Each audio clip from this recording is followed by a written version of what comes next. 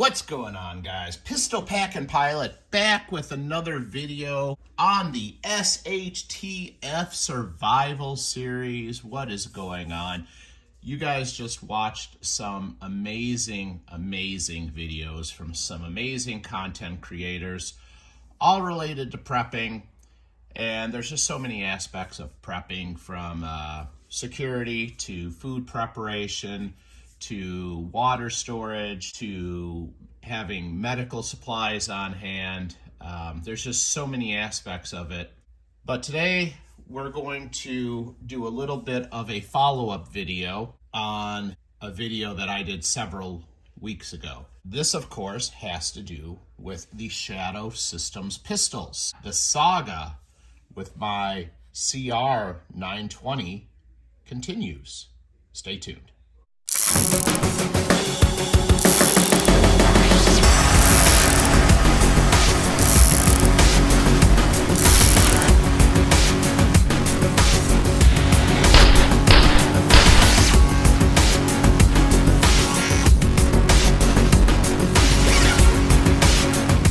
Alright guys, Triple P is back. So I want to address some things that were said in the comments section of my CR 920 review video from several weeks ago, because I think they need to be addressed. But before we get to that, obviously, we'll safety check the weapons. There's nothing in the magazine, nothing in the magazine well, nothing in the barrel. That gun is safe. And of course, this is my pride and joy, the DR 920, and this gun is also safe. All right, I did a review video on both of these pistols, and this DR 920, which is the only reason I have it out, is there was a review I did on that, and this gun is flawless. Reliability, top notch. This gun actually performs so well, I've replaced it on the side of my bed, and I trust this gun with my life when I'm asleep in the middle of the night. Now, the CR 920, perfect little concealed carry pistol, and this gun had some issues. It had some reliability issues on the range. We'll get to that in a minute. But there were a few comments made in the comment section of that video. One of them that kind of raised my eyebrows a little bit. One of them which stated something to the effect of, it looked very dangerous because I looked like the gun was going to fly out of my hand when I was doing the range footage. Let me address something here. At no point in time was this little 9mm pistol ever in danger of flying out of my hand while I was firing it on the range. This individual was speaking of the support hand firing of the weapon, the one-handed firing of the weapon with my left hand, and I did some range footage after I took the video to editing in slow motion. And the video basically showed the gun rising and coming back down on target. And you could actually even see some of the ripples in my arm because I had the video slowed down. At no point in time did you see this gun shift in my hand. In fact, the stippling on the grip of this gun is so solid, there's no need to even readjust it. No matter if your hands are sweaty or not, when you fire this gun, it just sticks in your hand. When you do slow motion video footage, you see things in slow motion that you not necessarily can pick up with the naked eye. All right, we're gonna stop beating a dead horse on that. Let's move on to the next issue. There were some reliability issues with this weapon on the range.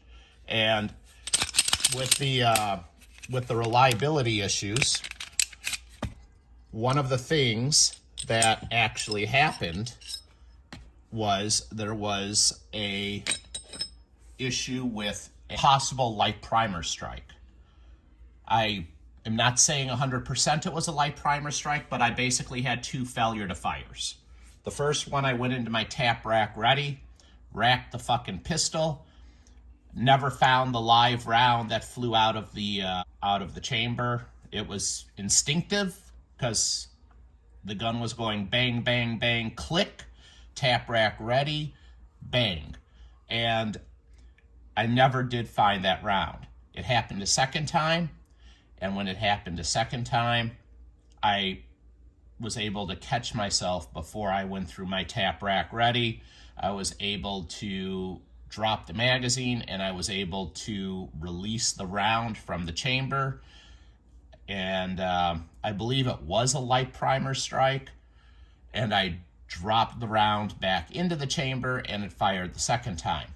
Somebody made a comment on my last CR920 review video, and they said that I'm reviewing a gun that has a known defect from the manufacturer, and I need to have my barrel replaced. This, my friends, was news to me. I had no idea. And I'd like to thank the person who made that comment, because I did contact Shadow Systems, and yes, indeed, there is an issue with some of the CR920 barrels. And it just so happens that I have one of those barrels. So if you can see the line right here running vertically across the hood of this barrel, this is what Shadow Systems is referring to as the butt barrel. The butt barrel because it's got a vertical line apparently running across the hood like an ass crack. This barrel has been recalled. There is nothing unsafe about this barrel. Nothing at all. But Shadow Systems is saying that it has caused some reliability issues. So I wanted to make this video because I want everybody to know that the reliability issues that I had on the range with this CR920 may not have been the gun's fault. It may be an issue from this recalled barrel. So I started thinking to myself, well, how could a recalled barrel cause a light primer strike? I can come up with a few different scenarios in my head. I would say it's possible, but not probable. That being said, I am going to send this barrel back to Shadow Systems and swap them out. After I do that, I am going to do two more issues. I am going to throw an RMR onto this gun, obviously, because it has the capabilities to have one. The second issue is I'm going to take it back to the range, and I'm going to put another 200 rounds through the gun. So we are at the break-in period. So basically, any reliability issues that happened with this firearm, I said this in the first video too, I was very clear.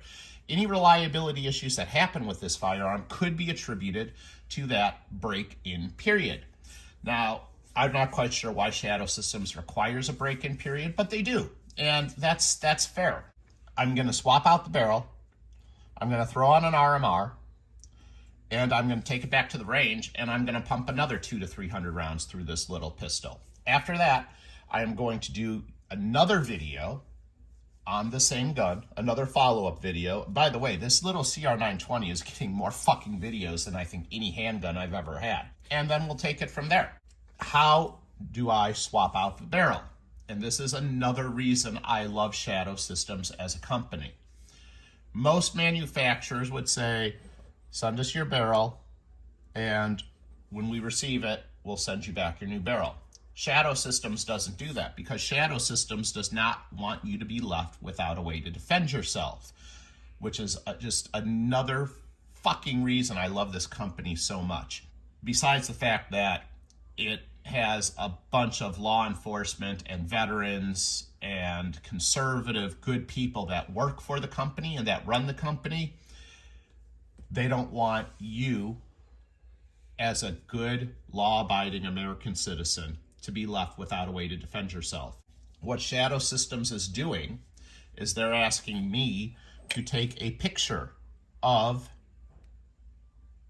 the butt barrel, the defective barrel, next to the serial number of my firearm in the same picture.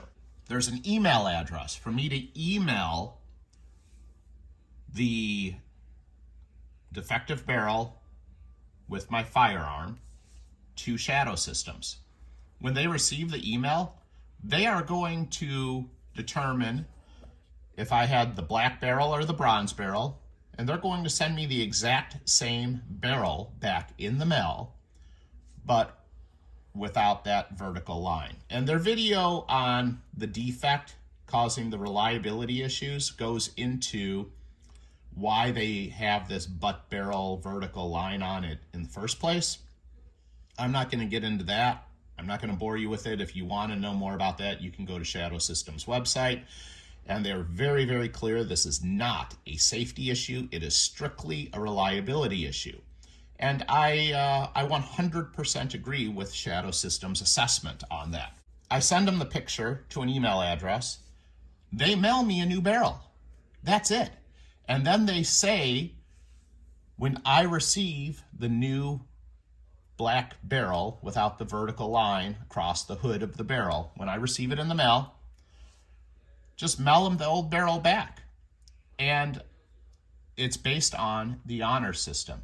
They would like the old barrel back because they want to do testing with the old barrels, but it's based on the honor system. And guys, you know me, I take pride in how credible I am as a person. So you can bet your frickin' ass I'm going to email this barrel back to them when I receive the new barrel. Number one, because it's the right thing to do. And number two, I don't have any use for it because they're telling me it's causing some reliability issues. And I did experience a couple of reliability issues with the pistol. Granted, it was within the 200 round break-in period, so I don't know if we can attribute those malfunctions to the reliability issues associated with this barrel or with the actual break-in period itself. But I wanted to make this video because I want to be very, very clear with you guys about where I stand with this pistol. I am not dogging on it. I am not throwing it under the bus. But yeah, I just wanted to follow up with this video to address some questions that were in the YouTube comments of that last CR920 review video. And most importantly, thank you to whoever that person was who told me this was a defective barrel, because I went to Shadow Systems website, did the research on it, and I learned which barrels are defective, how to identify them, and I obviously have the butt barrel, which is the defective barrel. I'm sure it's probably going to take at least a month for me to get the new barrel, throw the RMR on here, go back, have some time to go back to the range and pump another couple hundred rounds through the pistol and pump another video out to you guys with an update. I am going to reassess the firearm's performance in that video. So yeah, we're at the second video on my CR920, and I'm telling you now there's going to be a third video on the CR920. The Shadow Systems saga continues. Now, why do I put this video on the SHTF Survival Series? Because it's security. The number one most important thing about prepping is your security. I say that all the time. The rule of 3. 3 days without water, 3 minutes without oxygen, 3 hours without warmth, 3 weeks without food. Basic rule of 3s with prepping. That's how long you can survive.